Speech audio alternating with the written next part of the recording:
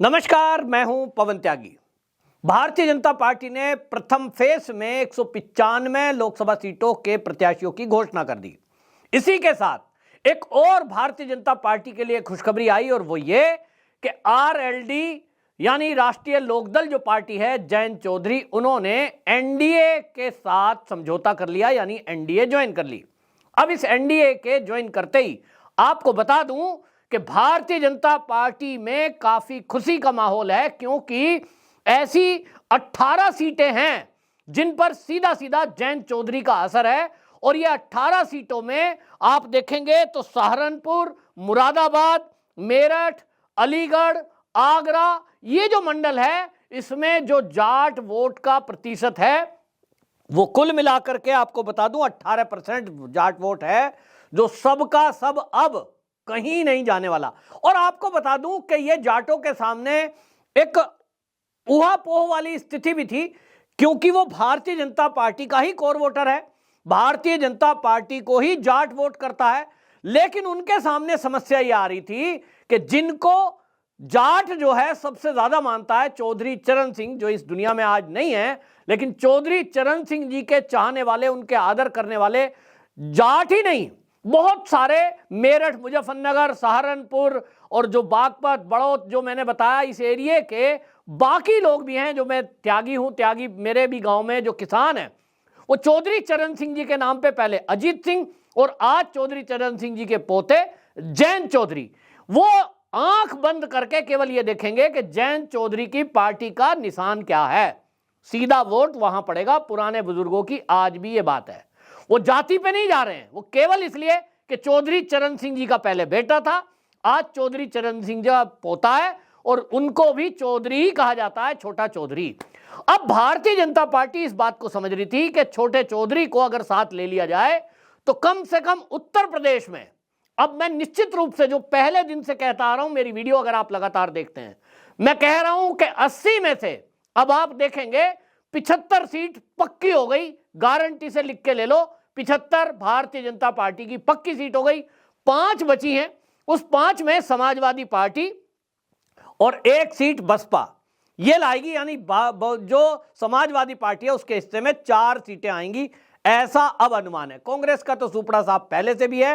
ये जो जयंत चौधरी का एनडीए में आना, इसका इफेक्ट आप देखेंगे राजस्थान में भी पड़ेगा, इसी का इफेक्ट आप देखेंगे हरियाणा में भी पड़ने वाला है और पंजाब में भी इसका असर पड़ेगा। हालांकि वहां के जाट अभी जयंत चौधरी से थोड़ा उतना अटैचमेंट नहीं है, जाट होने के कारण हो सकता है, लेकिन चौधरी साहब का पोता है, इस कारण से वो अटैचमेंट नहीं है। लेकिन इन 3 राज्यों में तो पक्का आप समझ लीजिए कि जाटों के सामने जो एक दुविधा वाली बात थी और धर्म संकट फंस रहा था, क्योंकि उनका चौधरी एनडीए में नहीं है, तो भाजपा को वोट डालने में जो पुराने बुजुर्ग हैं, नई पीढ़ी तो सब बीजेपी को वोट करती है, क्योंकि जाट कम्युनिटी जो है वो देश के मुद्दे पर और धर्म के मुद्दे पर वो कुछ नहीं देखती, केवल देश और धर्म के साथ खड़ी होती है, भारतीय जनता पार्टी को वोट करती है।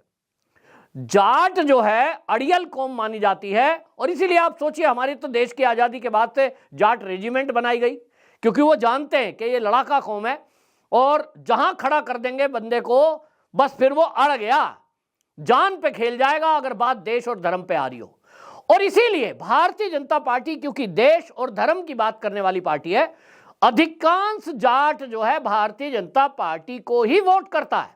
लेकिन जैसा मैंने कहा कि एक धर्म संकट अपने छोटे चौधरी के लिए था और इसलिए साथ जाने की मजबूरी थी। हालांकि आरएलडी को पिछले चुनाव में 2019 में कोई सीट नहीं मिली, ये बात अलग है, क्योंकि भारतीय जनता पार्टी, जैसा मैंने कहा, जाट वोट उसी को करते हैं। राकेश टिकैत के भी आंदोलन का कोई असर नहीं हुआ।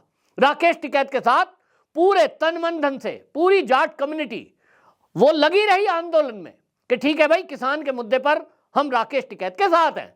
लेकिन अगर राकेश टिकैत भी कहेगा कि भाजपा को हराना है, तो भी बीजेपी के विरुद्ध जाट नहीं जाएंगे। हालांकि राकेश टिकैत ने यह सावधानी रखी है, हमेशा उन्होंने, भले ही वो बंगाल में ममता बनर्जी के पक्ष में गए, चाहे साउथ में गए, चाहे हरियाणा में बहुत उन्होंने सभाएं करी, लेकिन उन्होंने कहा देखिए हम गैर राजनीतिक हैं, जिस पार्टी को वोट कोई देना चाहे वो दे, वो उसका अपना व्यक्तिगत मुद्दा है, लेकिन हम सरकार के विरुद्ध बात कर रहे हैं।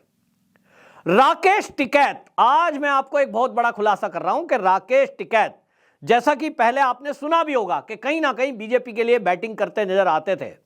राकेश टिकैत अगर किसान आंदोलन में बड़ा चेहरा नहीं बनाए जाते तो पहला फेस और अभी का जो किसान आंदोलन पंजाब से दूसरे फेस में उठा, ये फ्लॉप नहीं होता। उसका कारण बता रहा हूं, एक बहुत बड़ा चेहरा, ये एक तरीका है युद्ध लड़ने का।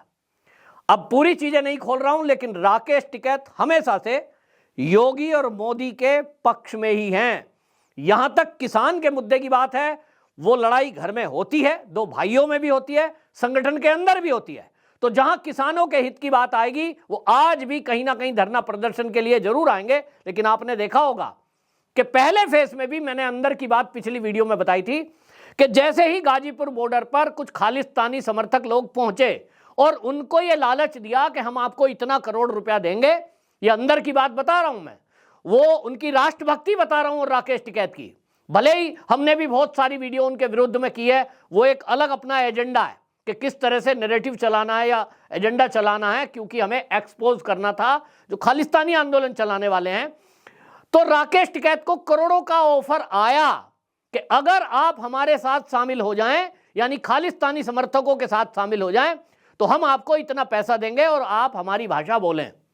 एक बहुत बड़ा षड्यंत्र था, लेकिन राकेश टिकैत ने पैसों की परवाह नहीं करी और आंदोलन को समाप्त करना तय कर दिया। ठीक है भाई, मैं गिरफ्तार हो जाऊंगा, मैं इस आंदोलन को खत्म करना चाहता हूं। और जो मैं हमेशा बताता हूं कि उस बात का तो गवाह मैं भी हूं, सारे नेशनल चैनल वहां मौजूद थे, पुलिस गाजियाबाद की पहुंच चुकी थी और उनकी गिरफ्तारी तय थी। लेकिन उसी बीच एक फोन कॉल से सारी चीजें बदली और उस फोन कॉल में आज के उत्तर प्रदेश के जो कार्यकारी डीजीपी हैं प्रशांत, वो प्रशांत किशोर का प्रशांत पैच, जो आज के उत्तर प्रदेश के कार्यकारी डीजीपी हैं प्रशांत कुमार, उनका बहुत बड़ा रोल है। और उनके बाद से ये सारा कुछ सेटल हुआ तो आंदोलन खत्म हुआ। कुल मिलाकर जो मैं बताना चाहता हूं वो ये कि देश का जाट जो है वो देश के साथ और धर्म के साथ कभी भी गद्दारी नहीं करेगा। आरएलडी के जयंत चौधरी, जहां तक बात कह रहा हूं कि उन्होंने समझौता किया है मोदी से मिलने के लिए, 4 सीटें मांग रहे थे, अड़े हुए थे।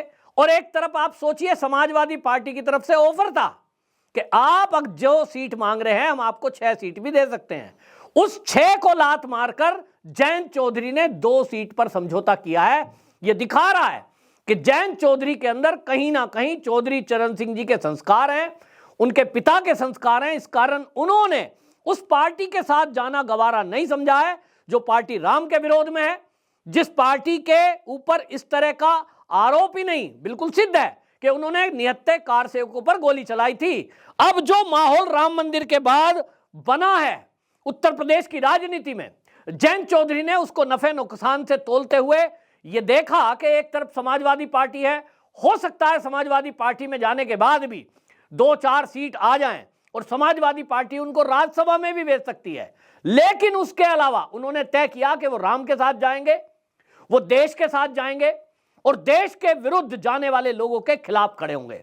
अब इसका असर यह होगा, और असर आपने देख ही लिया, जैसे ही यह खबर आई थी कि जयंत चौधरी भारतीय जनता पार्टी में शामिल हो सकते हैं, यानी आरएलडी एनडीए का हिस्सा बन सकती है, उसके बाद ही ये जो पश्चिमी उत्तर प्रदेश है, यहां का कोई जाट आंदोलन में गाजीपुर बॉर्डर तक नहीं आया। आंदोलन फ्लॉप होने के पीछे अगर कोई है, ये जो पंजाब के खालिस्तानी मूवमेंट चलाने वाले लोग चलाना चाह रहे थे, उनका जो आंदोलन नहीं चला, दिल्ली तक जो नहीं पहुंचे, उसका कारण है जाट।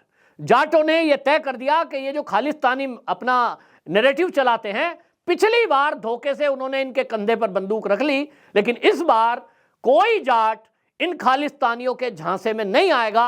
और इसका कारण है कि आज आंदोलन पूरी तरह फ्लॉप हो गया है। मुट्ठी भर लोग जरूर पंजाब के जो आड़तियों के हाथ में खेल रहे हैं, वो जरूर अभी भी सड़कों पे हैं। जल्द ही वो खदेड़ दिए जाएंगे या तो खुद से चले जाएंगे, क्योंकि अब जाट की ताकत उनके साथ नहीं है। और ये जो ताकत है अब भारतीय जनता पार्टी की ताकत बनी है, इसका असर आप देखेंगे कि अब जो है उत्तर प्रदेश में समाजवादी पार्टी का तो सूपड़ा साफ होने जा रहा है, जिस तरह की उम्मीद लगा रहे थे। और अब कांग्रेस का भी सूपड़ा साफ राजस्थान और हरियाणा में होगा। और इसमें आपको बता दूं कि आप भारतीय जनता पार्टी पहले से इस बात को समझ रही है। तभी आप देखिए उपराष्ट्रपति पद के लिए जगदीप धनखड़ जी को जाट होने के कारण लाया गया।